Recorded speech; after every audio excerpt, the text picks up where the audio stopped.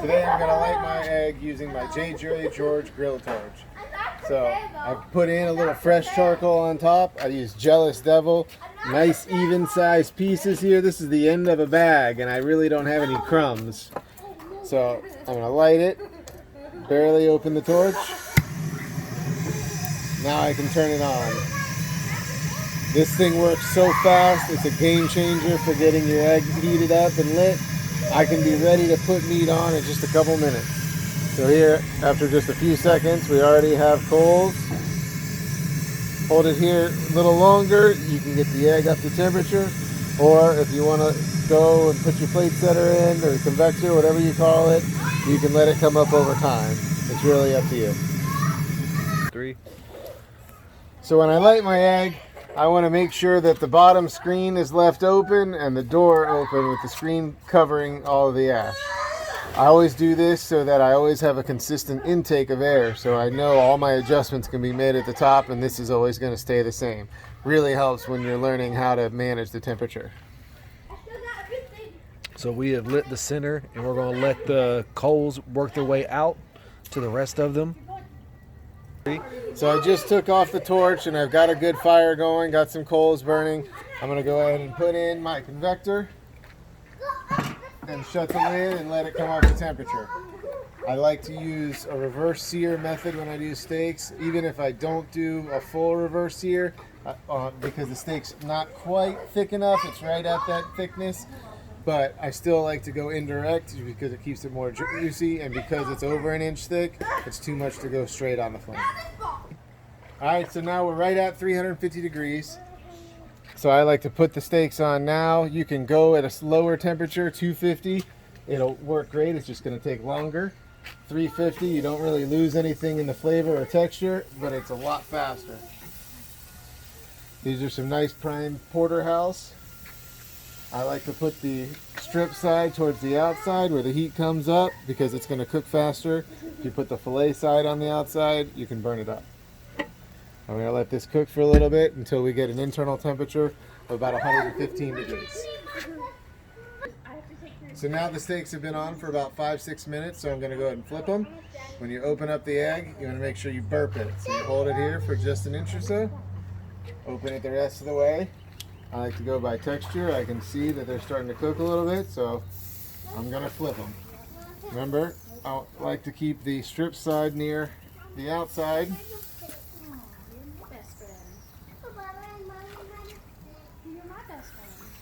So now I won't have too much longer to go before it's time to let them rest. So now they've been on, I'm going to go ahead and check the temperature. See if they're ready to pull and rest. Make sure I burp the egg. Just open it a little bit of the way. I got a little bit to go on here. See, 110, 114, 115. So now I'm going to take them and let them rest. Now every time I do, I flip them because heat rises. I don't want them to continue to cook while they're resting because I'm going to come back and sear them once I get this thing good and hot. So I went ahead and put in my wok here. I'm going to let this get hot. This is the old style wok with the holes in it, perforates, lets all the grease and oil fall through, gives you good heat and sear. I'm going to do some shrimp once that gets hot. Now I'm getting ready to put on some shrimp. I use Dizzy Pig Tsunami Spin and a little bit of olive oil. I got my wok hot. Now put the shrimp in, stir them around, try and cook them real quick. I'm doing this so that the egg is getting hot at the same time so I can sear the steak. That only takes a minute to cook, so I'm going to let it close. That's when the magic happens. Then I'll open back up, stir them around again, and then I'll pull them back off so I can put the steaks back on the sear because the grate's already hot.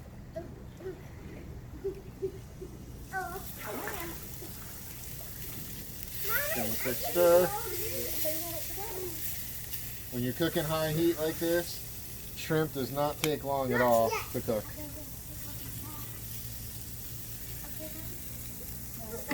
Close that back up. You can see here it's climbing right back up. Once I let the heat out, the dome, the temperature is up here in the dome. Once I close it, you can see the heat rise. We're cooking at almost 600 degrees.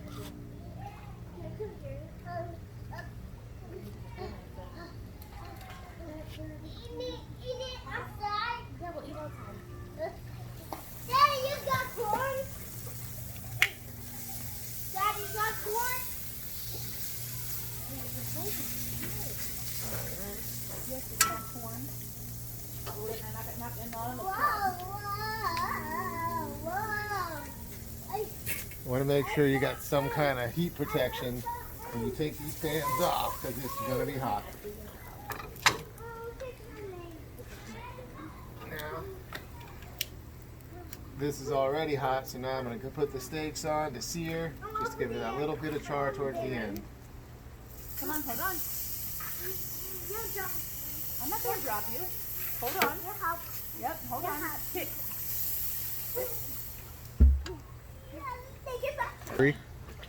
At almost 600 degrees, it's only going to take a minute or so on each side.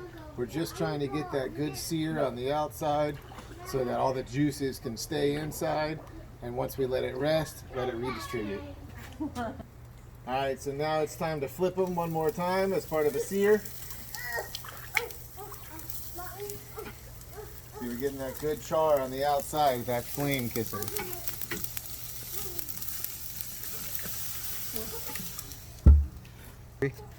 The rub on the steak is Dirt by Voodoo Chef. This is probably one of my favorite rubs for everything, especially beef. It is an espresso rub, so you get some of that good bark and char, but it's also got a brown sugar base, so it caramelizes, gives you a nice texture with just a little bit of pepper to undo the sweet, but not be too potent. This is what I use on burgers especially, because my son will ask specifically for me to make dirty burgers. Now we know we're smoking good, so we're about ready. Take these off. Again, flip them so that they don't continue to cook on you. A little bit of flame up's okay. Once you close this down, shut the air, no fire. Eggs turned off. Shut the bottom vent and the top. Now we're done.